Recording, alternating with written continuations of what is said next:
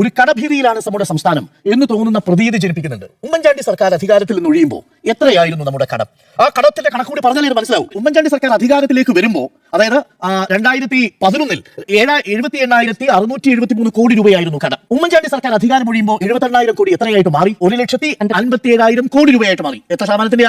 ഏകദേശം ഇരട്ടിയായിട്ട് മാറുന്നു.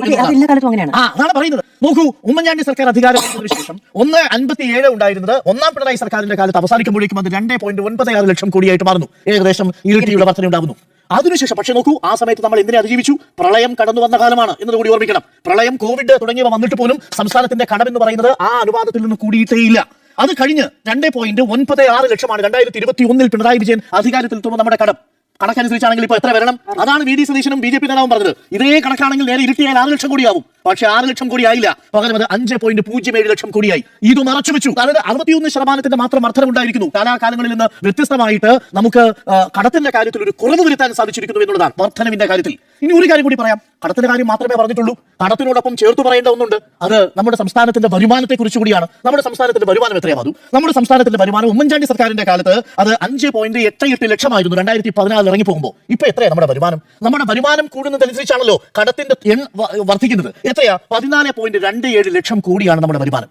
ഉമ്മൻചാണ്ടി സർക്കാരിന്റെ കാലത്ത് 1.5 ലക്ഷം കടമുണ്ടായിരുന്നപ്പോ അന്ന് 5.88 ലക്ഷമായിരുന്നത്. ഇപ്പോൾ വരുമാനം കൂടുന്നു. എത്ര കൂടി? 14.27 ലക്ഷം കോടിയാവുന്നു. സ്വാഭാവികമായും അതിനനുസരിച്ചാണ് കടത്തിന്റെയും കണക്ക് വരുന്നത്. ഇതിവിടെ കൊണ്ട് തീർന്നില്ല. തെറ്റിദ്ധരിപ്പിക്കുകയാണ് ഈ കടഭീതി. ഞാൻ അതിന് കാരണം പറയാം. നമ്മുടെ രാജ്യത്തിന്റെ കടം എത്രയാണെന്ന് പ്രിയപ്പെട്ട പ്രേക്ഷകർക്ക് അറിയാമോ? ഏറ്റവും ഒടുവിലുള്ള കണക്ക് പ്രകാരം 185.9 ലക്ഷം കോടിയാണ് ഈ രാജ്യത്തിന്റെ കടം. നോക്കൂ, അത് GSDP എത്ര ശതമാനമാണെന്ന് അറിയാമോ? GSDP 56.2%. ചെറിയ കണക്കാണോ? നമ്മുടെ എത്രയാ ഇപ്പൊ കണക്ക് പ്രകാരം പറയുന്നത്? 33.22%. പ്രിയപ്പെട്ട പ്രേക്ഷകരെ, കേരളത്തിലെ ഏറ്റവും ഉയർന്ന GSD റേഷ്യോ ആയിരുന്നു ഇത്.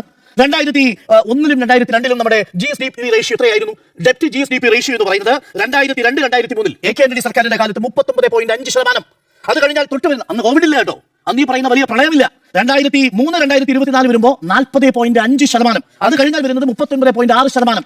അത് കഴിഞ്ഞാൽ ഇപ്പോൾ വരുന്നത് എത്രയാ? 33.2%. ഇതിലെയാണ് ഒരു വലിയ കടഭീതി ജനിപ്പിക്കുന്നു എന്ന മട്ടിൽ വരുന്നത്. ഇനി സംസ്ഥാനങ്ങളുടെ കണക്കെടുത്താൽ പോലും 2024-25 കടമെടുത്ത് നോക്കിയാൽ പോലും നമ്മൾ വരുന്നത് 10ാം സ്ഥാനത്താണ്. മൊത്തത്തിലുള്ള കടബാധ്യത നോക്കിക്കഴിഞ്ഞാൽ, GSDP ഡെപ്റ്റ് റേഷ്യോ നോക്കിക്കഴിഞ്ഞാൽ നമ്മളെക്കാൾ മുന്നിലുള്ള എത്രയോ സംസ്ഥാനങ്ങളുണ്ട്, എത്രയോ കണക്കുകളുണ്ട്. ഇത് മറച്ചു വെച്ചുകൊണ്ടാണ് ഈ കണക്ക് ഇവിടെ വന്നിരിക്കുന്നത് എന്നുള്ളതാണ്. അതുകൊണ്ട് ഒരു കടഭീതി ഉണ്ടാക്കുന്നു. അത് വസ്തുതാവിരുദ്ധമാണ്.